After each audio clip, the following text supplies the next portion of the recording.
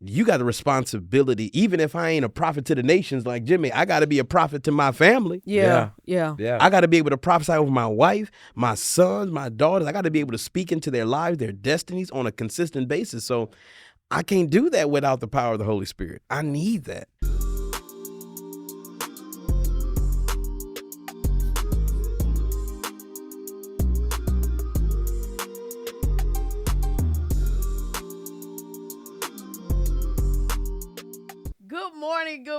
Good morning.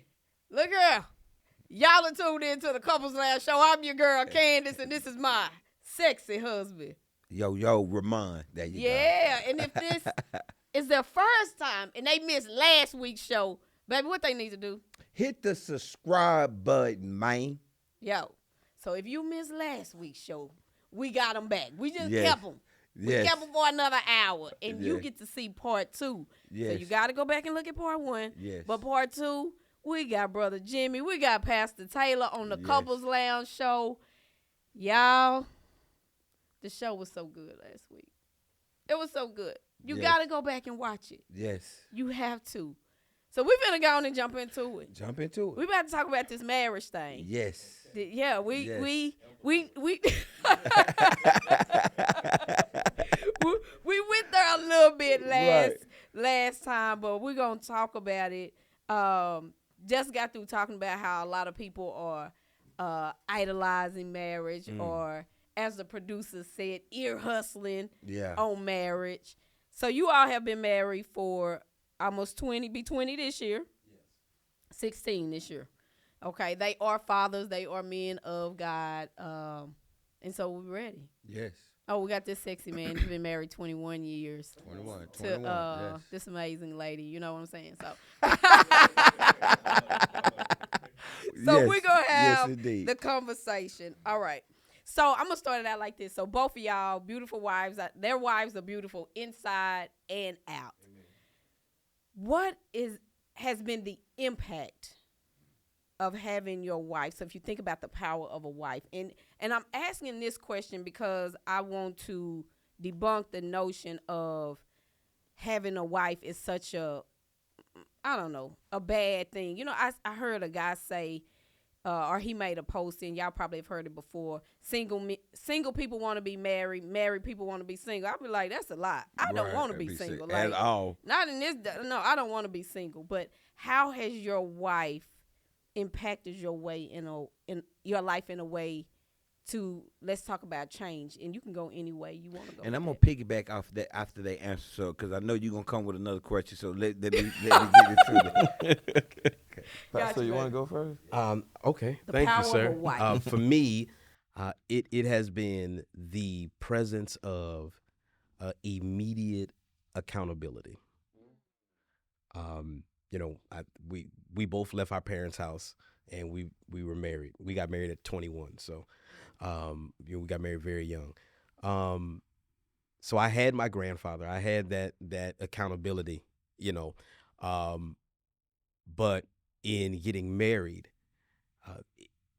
as we grew, it gave me the ability to have somebody that I was directly accountable to in everything. I mean, from our finances to everything else, you know, because you could lie to people like, yeah, how's your money going, son? Oh, we good, Grandpa. You know what I mean? Right. Yeah, I'm about to buy a new car right now. But she know the bank account.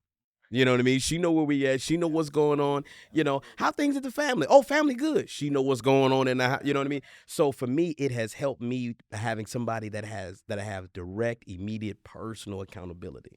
Because as a kingdom man, as we were talking about in the last episode, you know, our goal is to be better, is to be better for Christ, to be better for the kingdom, for our families even. Right. And so to have somebody to help you and be accountable there, that's been one of the best things for me. Yeah, accountability is it's the number one thing, because my wife had really been an influence, if I use that word, in my life, adjusted me, remolded me, reshaped me. Because, you know, like you said something about, you know, some people that are married, they want to be single. The ones that are single want to get married. marriage is like one of the best thing I've ever experienced, because and being able to, God blessing you to marry your best friend, because I consider my wife my best friend, because she, you know, she makes more money than me, but guess what? You won't tell. She defends me. She covers me up. If I don't dress nice, she tells me, we need to upgrade. And guess what? She uses her money to do it. So she had really like shaped me. I remember, let me just throw this. I remember when my daughter was born.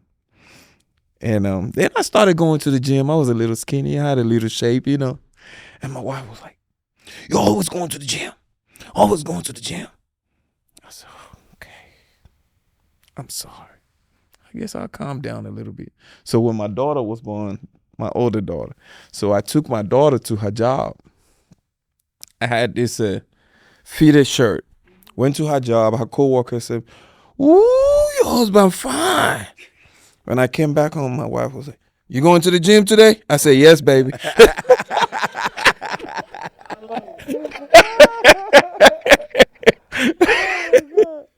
Yeah, so yeah, she really reshaped my life.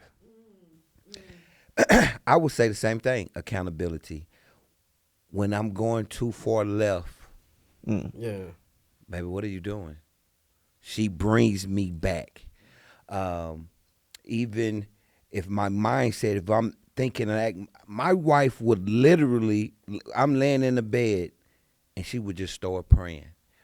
And the things, there times when she's prayed for me, and I'm thinking, wait, I didn't tell you that. How the heck did she was so in tuned with me, what I'm doing, what I'm not doing, that prayer, and it's like, oh wow.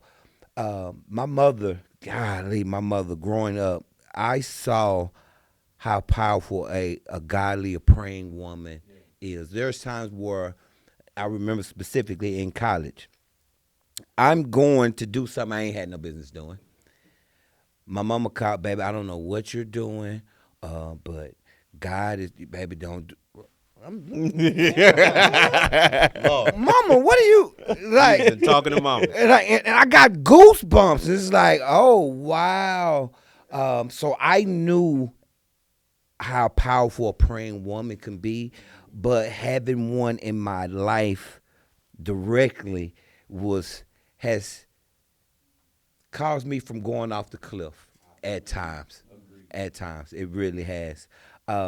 We was talking before our first show, and I made this comment. I was speaking to the wives or women in general. I said, don't let what your husband doing get you off your square. What I mean, what he's doing or not doing, still be a godly woman and a woman that God calls you to be. I said it can help him get on track. And I say that to ask you guys this. What advice would you give a woman who's married, praying, and her man is not moving, speaking, acting in a godly manner, but yet she's praying and the man just ain't acting right? What advice would you give that sister to hold on, if you will? I say that because I've seen or heard, especially in podcasts and whatnot, how women are just getting frustrated or acting out in revenge because I'm not moving in a godly manner. What advice would you give that sister she's trying to hold on, but the man is just acting up, if you will? And obviously we're not speaking, hopefully we're not speaking he's beating the hell out of her. And we're not talking like that. He's just not walking and acting in a godly manner. Can I use the pastor? Can you let me use the pastoral word? It's on you, Yes. brother. It's on you. As long as the man is not whooping you, beating you, I would say, keep praying. Keep praying. Yeah. It works. sometimes God is teaching him a lesson. Let him keep doing it. I tell you one thing. Once he hit that nail, he will come back to himself. But if the lady stop praying, that's where the problem is. So no matter what, you don't see any change, keep praying. Keep praying. It's gonna happen one day. Yeah, I mean, the Apostle Paul, he affirms that. He says, to the wives who have unsaved husbands, that they continue to strive in the faith for their conversation, would lead their husbands. In other words, their lifestyle would lead their husbands to salvation. I would add to the part of prayer. I would say prepare, and what I mean by that, prepare. My wife has an amazing way of positioning things in my way as a suggestion. Like she'll leave things, and she'll just leave a book on the counter, or she'll do certain things, or she'll start doing something, and it'll spur me into action because I know that those are things that I should be doing. She'll invite, we're having, they're coming over for dinner. Are we doing this? Or, we got this game night, so forth and so on. She prepares the way, which will inspire that man to be better. Let me tell you something. If I'm in the house seeing a godly man taking care of his family, honoring his wife, leading his family in prayer. When we were new in marriage and we seen certain things, Right. man, it challenged me. Right. And not in a bad way, in a good way. Like, man, I need to step my game up. Yeah. I need to be a better husband. I need Yeah. to be a better father. I need to, seeing men do certain things. My brother, I never forget this, my brother, my big brother, he's set a great example for me and my wife. We would see certain things and, people in her life, her father and her uncles and them. I never forget, I'd see them give their wife money and send their wife on trips and stuff like that. And I was like, man, one day. And so earlier this year, I was able to send Karen off on a trip with her girlfriends to New York. And it was just, it wasn't like they got to go do ministry. And it was just a girls' trip. I paid for everything. Make sure she had money. Make sure she enjoyed herself. Made you feel good. Listen, now she loved it. She enjoyed it. She lived that thing out. But for me, it was like, man, I'm fine. You know what I mean? Yeah. But I remember my big brother. I remember her uncles. I remember the men that I would look up to that we were around to see what they used to do. And it set a vision in my mind. And so sometimes brothers don't step up because they don't have anything to step up to. They don't have any vision for better, for more. Especially if I didn't grew up in the struggle, I didn't came in the struggle. Listen, maintaining is living. Like, no, sometimes, sister, you got to prepare a way for them. You want something different, you want to see something better, encourage, pray for them, but also prepare a way for them. And that ain't got to be everybody's thing. But for the brother who needed sometimes we need that. We need that way made for us. And so I would say, sow seeds, prepare it, help them out. But sometimes you do. I love that. You don't necessarily have to use your voice, but you can still do little things like that. Like that book. Let me put this by your nightstand. Who bought this book? Like, oh my goodness! Like, do we got to talk? You know what I mean? Right. Exactly. Did you hear such and such? It's a men's conference. Let me just send this to you in the DM. I ain't gonna say nothing about it, but I'll shoot it to you. Just be watching a show, watching a sermon. Like, what you watching? No, just nothing. Right. You want to watch? Right. On the big TV. On the big one.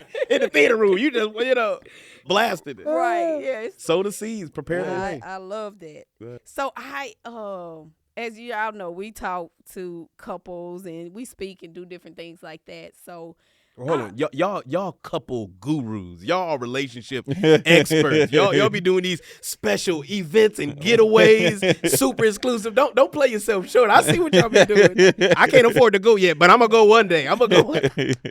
So I was thinking, like, I was reading about the altar and just reading the Bible on the altar. But then I got to thinking, we walk to the altar when we get married and understanding what the altar meant. in the Old Testament. You taking a sacrifice. You sacrifice is fire at the altar.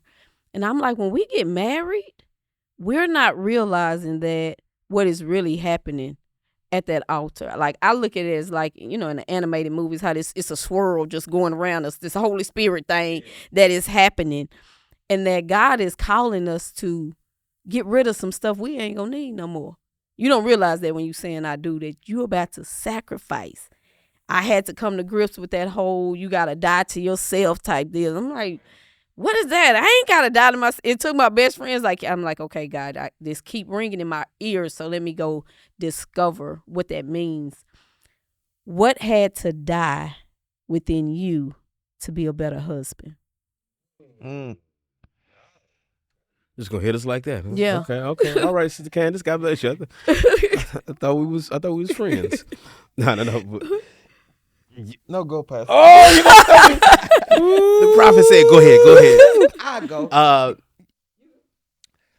Selfishness. Yeah. I had to selfishness and fleshly desires. If I'm gonna be completely transparent, I had to stop thinking about Remon first. What I need, what I want, what I desire first. Think about my wife, and then once we had kids, especially to this day, I have some money in my pocket, but I'm instantly thinking about the summer. Okay, babe, my kid's gonna need some summer clothes. My son, he needs some new tires coming up. And I'm instantly thinking what they're needing and what they're going to have first. But that was challenging at first because for so many years it was just me. And I've said this before on our show. I said growing up, what hurt me, having a bunch of women I got applauded for. As a teenager, as a little boy, my uncles, my cousins, if they saw you with a bunch of girls, I see you, nephew, I see you, boy. And people would applaud that. And you had that mindset and doing that for 20 odd years, then all of a sudden you get married. Okay, now it's just her. Cut that off. That was challenging, not at the very beginning, but then it always, and then you hanging out with old other cats that's married but not living like they're married. Right. And not enough brothers are saying, bro, what you doing? You married. Go home. Don't do that. And to get rid of that and to completely stop it cold turkey was challenging for me. And I say that because not enough, and I said it, but not enough men are telling other men, don't cheat. It's wrong. The pitfalls of stepping out on your marriage. So that is what had to die for me. Man, that's powerful. I would say for me, what had to die was the option to quit. Because as a single guy, if I quit, I just quit, and then I, start over, figure out something else. But if I quit on the other side of marriage, and especially fatherhood, man, it's a whole people group that's gonna suffer because I quit. I mean, not to mention the example I'm gonna set for my children. And so for me, like having to kill that whole idea of you can quit if you want to. Yeah, that had to die in me. I know for me. Yeah, I would say mine was kind of similar to like what he talked about, like selfishness. I was at some point, even though I love my wife, but I still had this thing inside of me, like I need to get this. Yeah, I need this. Yeah, like I know we need this in the house, right. But this is yeah. I gotta get that. Then when my first daughter came, this urge of, you go to the gym or you go somewhere and you see a beautiful lady and stuff. You know what I did? I used to take my daughter's diapers and put it inside my gym bag. So whenever I open my gym bag, I see my daughter's diaper. I know love there's it. something. Wow. That's a reminder, huh? Come Yeah, on, man. Yeah. Woo. Yeah. I had to just stop looking. And what I mean by that, Facts. stop staring. I feel you. Like literally stop staring, especially me. at the gym. Because at the My gym, bad. man, the gym attire today. Like, man, what do you got on? Stay ladies? focused. Just Stop. draws. No, just I am draws. focused. This is, I'm like, what do in you the- have in they on? draws. You're Like, too Yeah. curvy. You too thick to have that on, and you just walking around. You trying to be seen. You could see who's in the gym trying to be seen and who's in here truly trying to work out. And for me, like, cause if you stare long enough, you'll think bad stuff. Like, and then too, for me, if you stare long enough, They'll make eye contact, baby. she might look at you and smile and stare back. Like, oh hell, baby, I was just looking. Please don't stop smiling. Don't do it. I don't want it. I don't want it. I got a rowing machine in my bedroom for that reason. I just roll over and roll. Just, Right. ain't even going to the gym. I told my wife one day, I said, have you ever, like, when she comes to the gym and she know I don't, the machines she go to, it's like I always call it side like the kids club. Okay. So she don't go to like where we do Right, free right. weights. So one day we were talking, so I'm like, check out that lady. She's like, oh, you come over here to the gym to be looking at ladies. I said, no, just check out that lady. I say, why whoever designed that thing she's putting on today knew what they were doing. And you see them wearing stuff like that on the days they walk on legs. Yeah. Yeah. How you see men, married men in the gym and you wearing that and Yeah. you come standing right in front of married men be doing stuff like that. Man, that's a whole nother episode. You about to Yes. y'all got to bring us back again because we got opinions. Like, come on now. That's the truth. I'm out here saved, trying to live Yeah. for Christ. Yeah. You out here, all out. Just out. the tricks of the devil. Oh, Oh yeah. man. It's real. It really is. Oh, well, look. Okay. Stay focused. Oh, do y'all feel like you have to, because there's a lot of people getting married, and I know we talked on the last show a little bit, and I know even on our interview you mentioned like if it wasn't for God, I might not still be married. And I think anybody who's been married any length of time Yeah. can Absolutely. probably attest to, And especially if you got married young. yeah, definitely, that if it wasn't for God, does a husband have to have a relationship with God in order to lead his family? Yes, I mean, I don't want to, trivialize it, but I believe that if he wants to, if we're talking about a kingdom man, you got to have a relationship with Jesus Christ. And I'm gonna say this: I'm not talking about knowing of God. I'm talking about a relationship. No, I right, want to right. distinguish that. Big Intimacy, submission to where you are being guided daily by the Holy Spirit. You need that. You need that because when you're a husband and a father, you are now responsible for all these people's lives and their destinies. Yeah. Ooh. And it's not just about providing. I mean, that we can learn how to provide, and that's good. But man, now that you gotta, like, I Prophet Jimmy, I appreciate him and the way I see him, how he speaks over his wife, his children. I love that thing. And like, so you got the responsibility, even if I ain't a prophet to the nations like Jimmy, I got to be a prophet to my family. I got to be able to prophesy over my wife, my sons, my daughters. I got to be able to speak into their lives, their destinies on a consistent basis. So I can't do that without the power of the Holy Spirit. I need that. I need to know, like, do I invest here? Do I not invest here? Do we move here? Do we do this? Do we do that? God, give me insight. And so I need to be in walking consistent relationship with God just to have sight for my family. Yeah. Ooh, you are the eyes for your family. Yeah, the watchman, all that good stuff. And so you need that strength of God. You need the strength of God to be all of that. Let me put your father caps on. Your daughter's your daughter's married. Your daughter's married, and she comes to you, Dad, what advice would you give me about men? I'm married. What what do you think I should know about just my husband, just in general, about men, how we Just think, how we understanding, act, yeah. understanding? What advice would you give your daughter about men? Not being a wife, just about something she should know about. Because we be men. trying to understand, yeah, we do. I we know y'all we do. really do. We try to understand. I would say personally, I kind of had some experiences in my family, like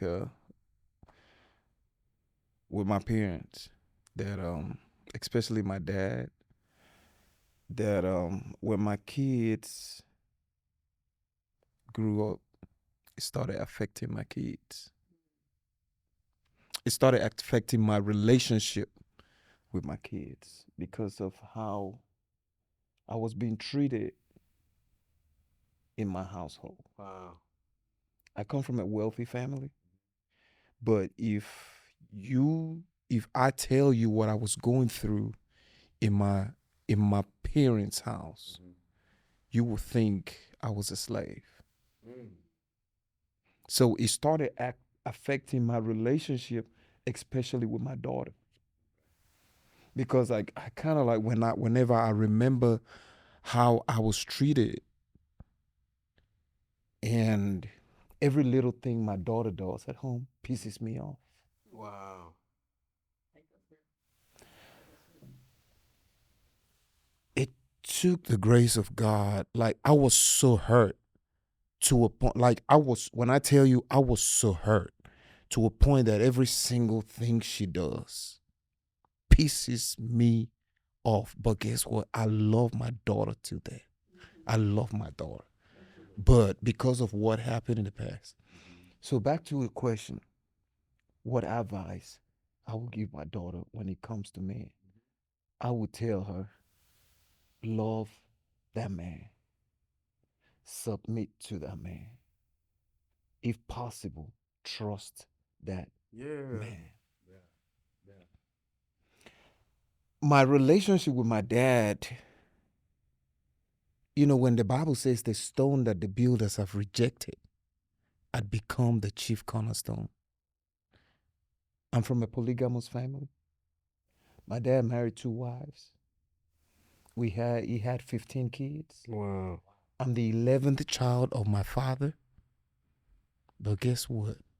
I'm the first child of my father to build a house. When I told my dad, I said, I want to build a house.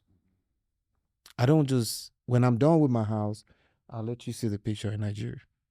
I told my dad, I don't want to build a house just because I want to build a house. I want to build a house. When you walk into my house, you feel God. You feel the presence of God.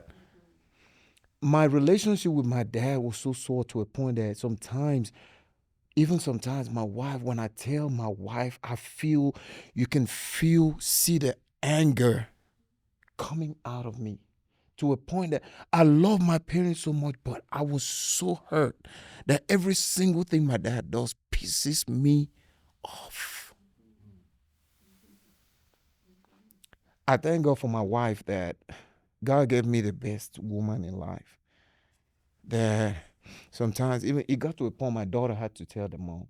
He said, Mommy, if I do something wrong, can you be the one to caution me? Can you be the one to whoop me instead of daddy? Because whenever she does anything wrong, what happens is it brings back memories. And guess what? It don't just affect my daughter. It affects me. And guess who I get mad at? My parents. It got to a point I was in the kitchen one day. I say, if it was possible, I would kill them. But guess what? When you talk about like the city of Arlington, and when I was a kid, when you talk about the city of Arlington and you talk about the most wealthy people, my dad will be number 5 amongst the first 5. But guess what? I was living in my parents' house like I was treated like a slave. Why? I don't know. But guess what? God picked me up. Yeah. And today, If my dad wants to do anything, he will call me. He said, I'm not calling you as a son. I'm calling you as a man of God. What's your advice? That's beautiful. That's beautiful. So when I would tell my daughter, love that man, trust that man. And wow, man, for me, yeah, all of that, everything that Jimmy just said, and the only thing I would add to that is that if you can't respect him, don't mess with him. Facts. Ooh. If you can't, if in, I mean that interim time or that beginning time of engaging with this person, if you determine in yourself that you can't respect that man, don't mess with him. No, not at all.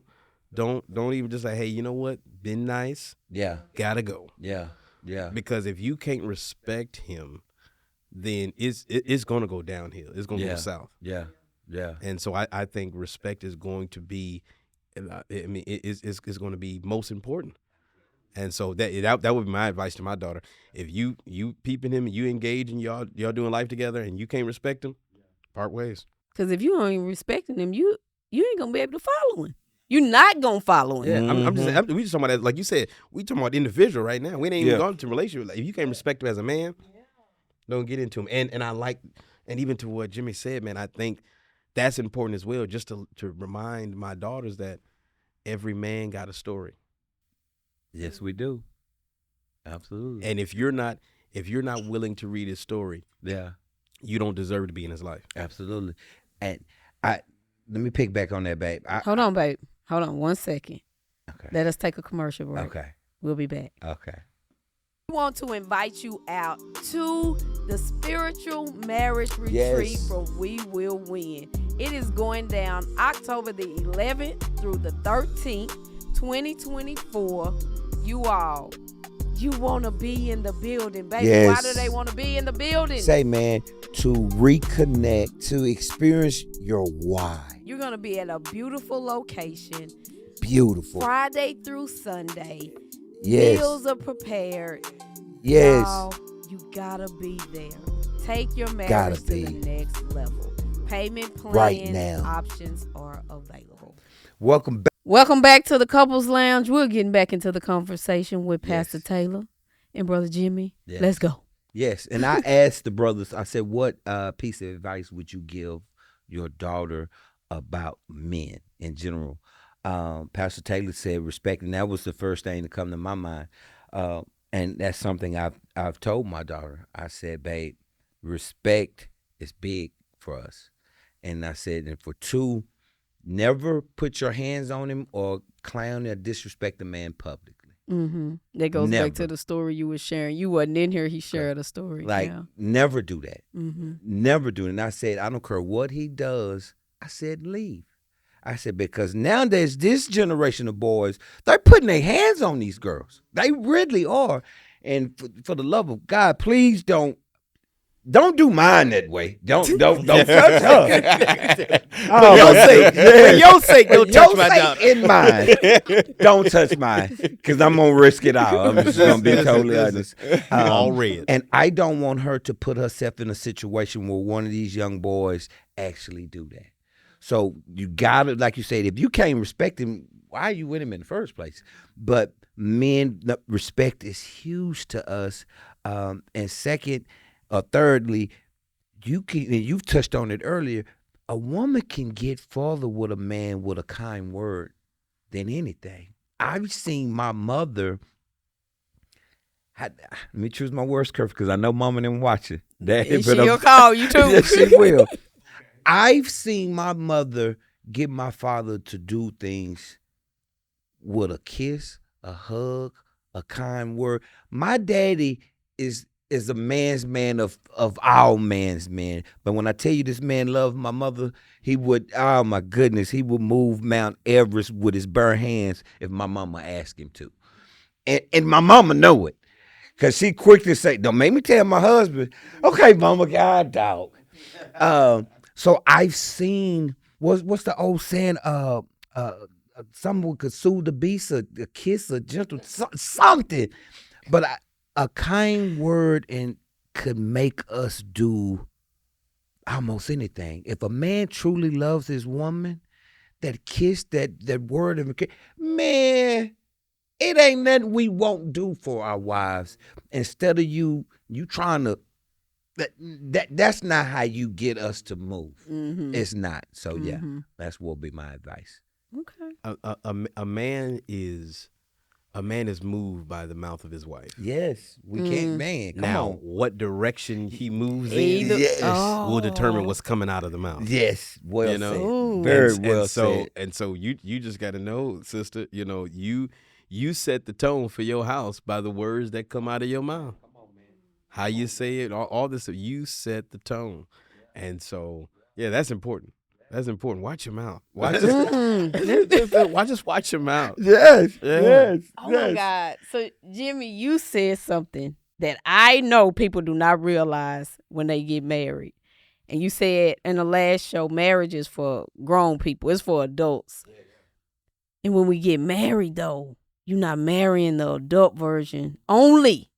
You're marrying that child, too, that has come with the things that you discuss. Whatever happened in our childhood, we bringing that into our marriage as well. Did y'all, oh man, how did y'all maneuver through the adjusting, even realizing that, like, golly, I'm triggered. My wife is triggering me. My kids are triggering me. And it's taking me back. Or did you realize, I know now they're talking more and more about mental health and, doing the work, this, that, and the other. But we kind of got married young in the game where it wasn't as common as it is now. Were y'all able to realize how your childhood was playing a part in your marriage?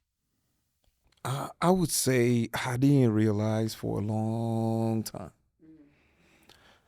A lot of stuff that I experienced in my childhood didn't manifest until I started having kids. Yes.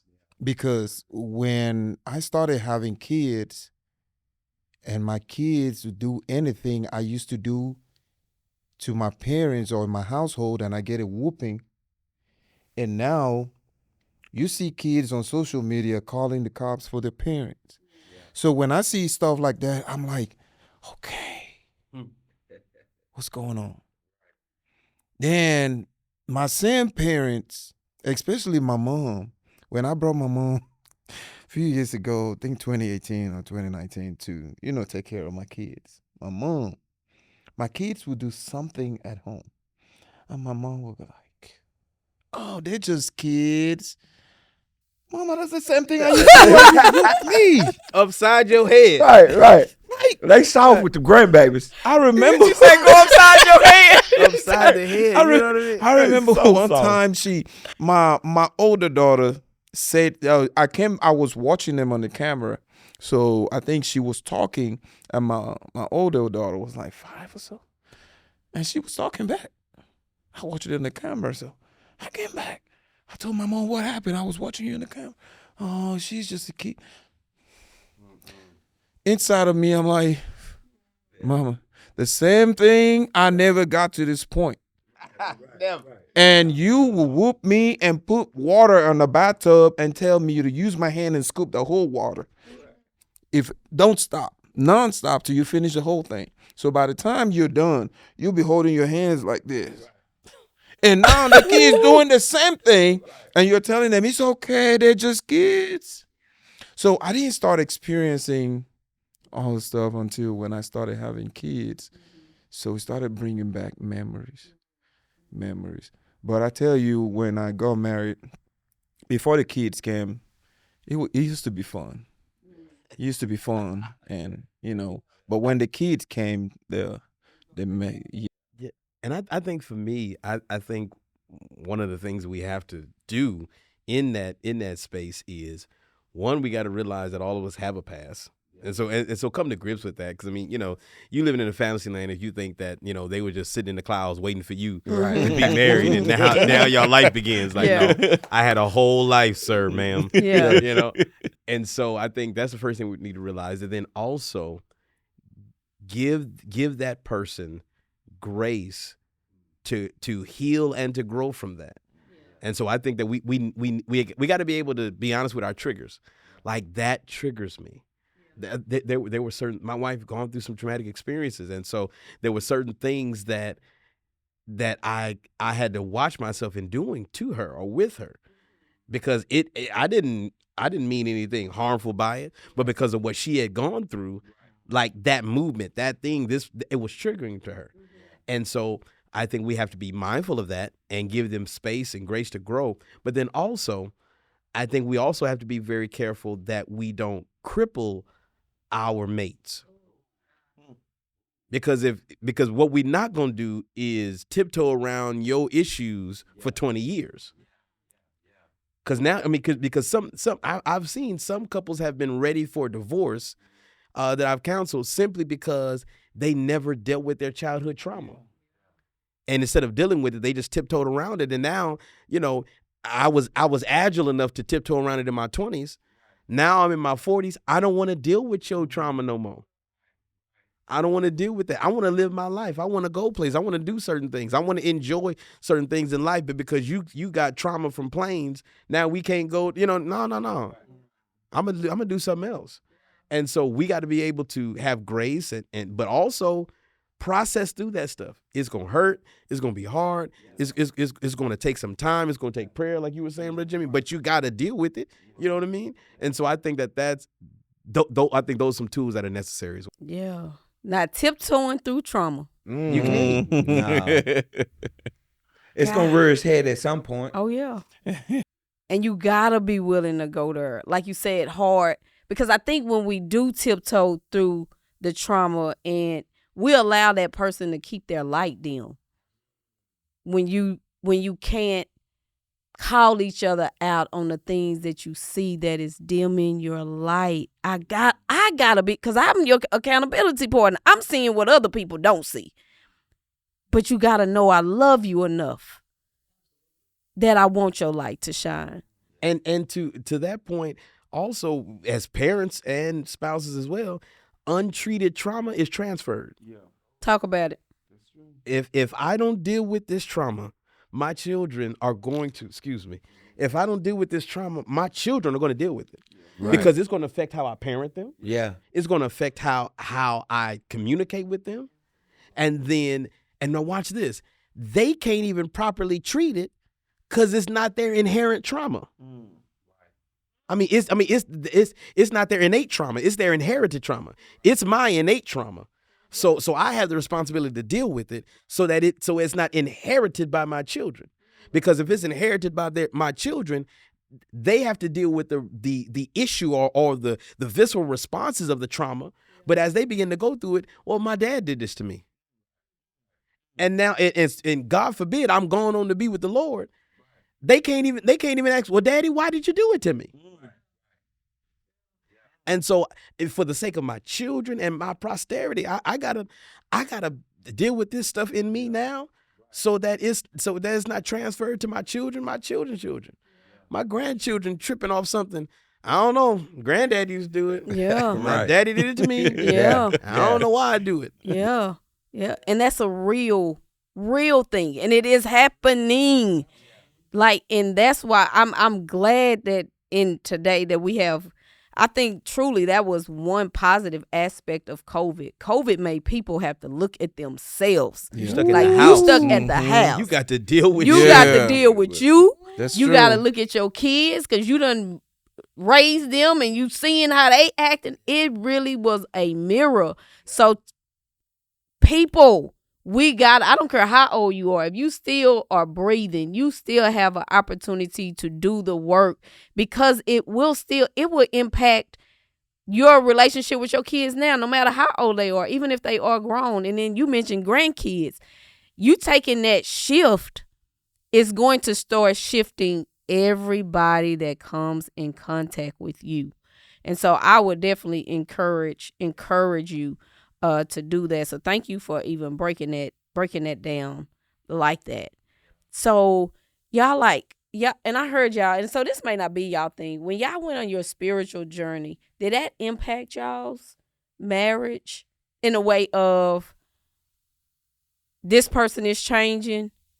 Because I know, I'm going to be honest, like with us, when I went through like the spiritual life coaching program, it was more of a healing program, as well as a spiritual aspect of things. And all that I was learning, I was coming back to Mon like, baby, this, like, and I know I was bombarding him, and it was overload. I didn't get that till later on, but I know how I was just so excited, but he wasn't in that space.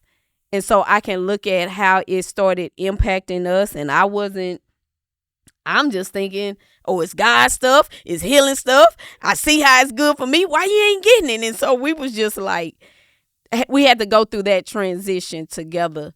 Was that ever a thing with you all? Because I think about this. People saying I've outgrown you. Just because your walk is different now. And that person ain't moving yet. So even if it ain't spiritual, but you think you done outgrown them, you're not giving them space to catch up. Okay. I love how you defer. I love that. You know what? I think that, and Karen and I, we've experienced this in our marriage. But I think one of the things that has been a blessing to us is that when I really started submitting to discipleship, when I allowed myself to really be discipled, it taught me how to disciple my wife. And so, as opposed to just like, doing the whole fire hydrant type thing, like, trying to give it all to her, the way those men that were discipling me, the way they were processing me and taking me step by step and piece by piece, I was then doing the same thing for her. And so that's what has been a blessing for us. And then there were other places in our life where she was more spiritual than I was, and that I had to have a level of humility to be able to say, okay, babe, yeah, I can learn from you in this. I can appreciate this. And so that's what we've experienced. But to your point, I want to speak to this. Anytime you see in a marriage where somebody says, I've outgrown them, really, and truly, honestly, what they're saying is that I've been selfish with my growth. I grew selfishly.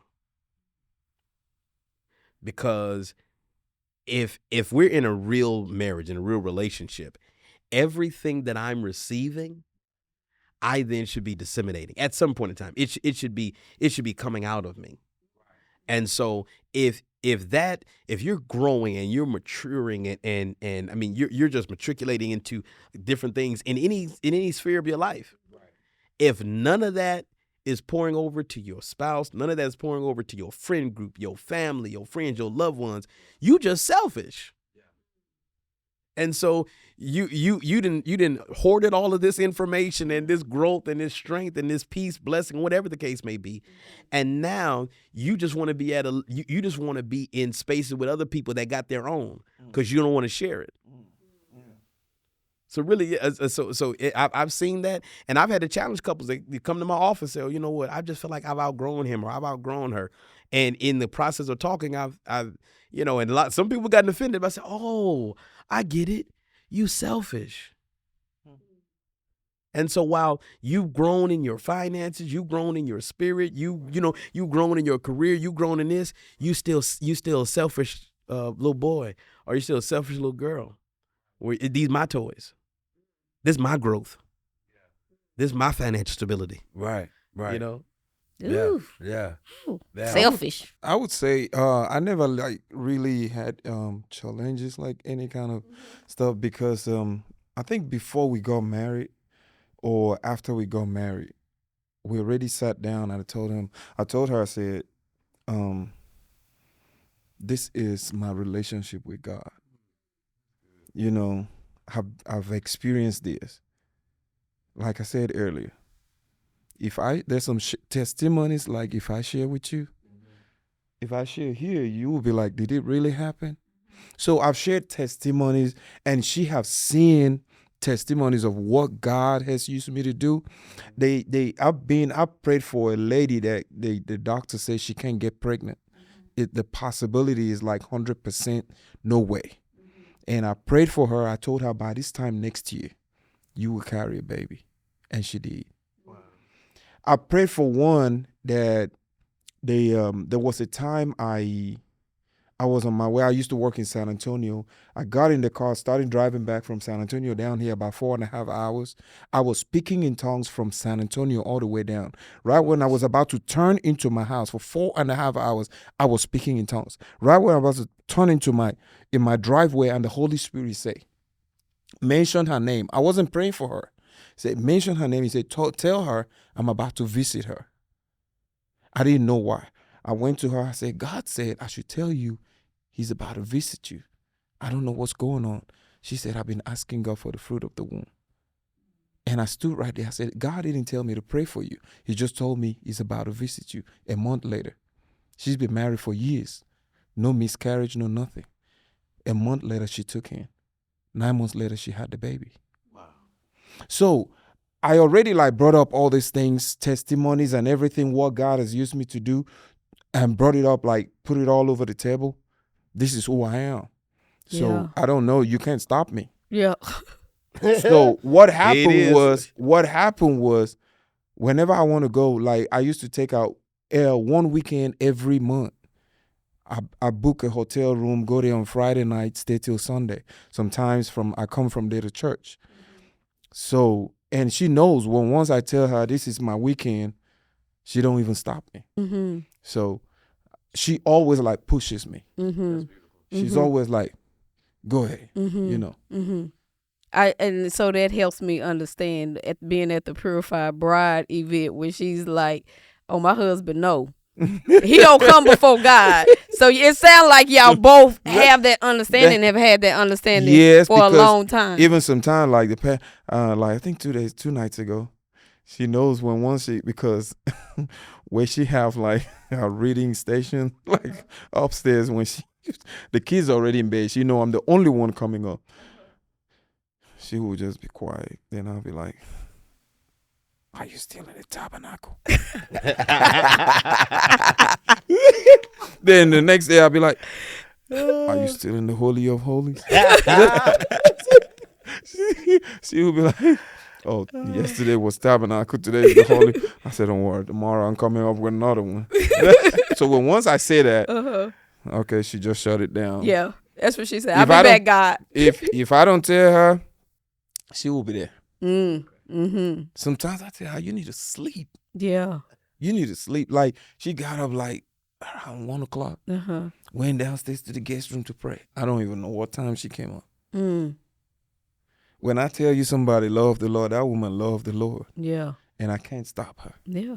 No way. I love that because I just heard you say a vision, like you already had laid out. I already. This is, and that's knowing who you are in Christ, and etc. And I took a picture, y'all, at the Purified Bride of her down, but you were covering her in prayer. And when I tell you the likes on the Couples Lounge page from that picture, and it was just so powerful. And then you couldn't see Pastor Goins, but you could see his hand on your shoulder. It was just a powerful picture. I'll help us understand the power of y'all covering us in prayer. When we not in alignment, like we should be in alignment, where we done got off the path, the power of a husband covering his wife. And her, not just y'all praying for us on the side, but touching us and praying and covering us. Every single time pastor tells my wife she's preaching or Bible study, even though I work during Bible study time, I work. But while I'm at work, if she is teaching Bible study, I'm still there praying for her. Yeah. The whole time until the time she hands over the mic. I'm praying. Then on the day that she's preaching in church, I always tell her, go on your knees. I lay hands on her. Sometimes I call my kids. We cover her. We pray for her. One thing I always pray, I say, God, I've seen miracles. I picked up a live snake in my hand. I always tell God, I say, I want my wife to pick up 10. God have used me because if anybody tells you they've had the gift of raising the dead, it's a lie. God just does it to glorify himself. At least God have used me to raise one dead in my whole life. I always pray, God, I want my wife to raise 10. I've seen a paralyzed girl got healed instantly, just like that. I always tell God, if my wife's ministry, I want 10, 20, 30 to happen. Wow. Every single time if you come into my closet, my kids' names, my wife, I put her name first. I put her ministry. Father, I just want my wife to be greater than me in ministry. I want my wife to be greater than me. I remember years ago, my former church, before we joined Cornelius, the pastor was like, Jimmy, I know you have a great ministry, but just imagine you going to church now and your wife get higher than you, and the next thing they say, like Joyce Meyer and the husband, hi, Pastor John, Joyce Meyer, and they just like, hi, John. I said, I don't care. My wife might be a bishop. I don't mind being a brother. If my wife gets up to the point of TD Jakes and I don't even want to be her manager, I want to work in the ushering department because it's going to help me to put stuff in place, because all the manager does is to run around. But I make sure my wife, first of all, is safe, because she's my wife before the ministry comes. So. I agree to that, and I would say one of my favorite theologians is Dietrich Bonhoeffer. He has a book called Life Together, and in this book he talks about how you cannot have aught with somebody that you consistently intercede for. Like it's a tension that can't thrive. So if I consistently pray for you, my heart is tethered to you. My spirit is tethered to you. I can't have aught with you. Even if I'm mad at you, I can't stay mad at you because I'm consistently interceding on your behalf. One of the ways that God has kept my wife and I so close and committed to one another is that we both are committed to praying for one another. And even when you taught at Committed 2 weeks ago, man, when I'm talking about I was convicted, Prophet Jimmy, I was so convicted. I had to repent to my wife in the car before we got into the house, because I had been praying. I had scheduled time to pray for my father, pray for one of my spiritual sons, and I pray with my wife and my children all the time. But I had fallen off of having consistent time for interceding for her, and laying down at our altar, laying my hands on her, praying for her, having her hear me pray for her, and then even praying for. And so I got convicted.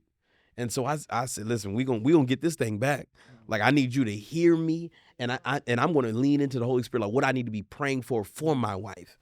And I believe, but when you do that, you put yourself in a place to where you safeguard yourself from offense and ought and hard feelings.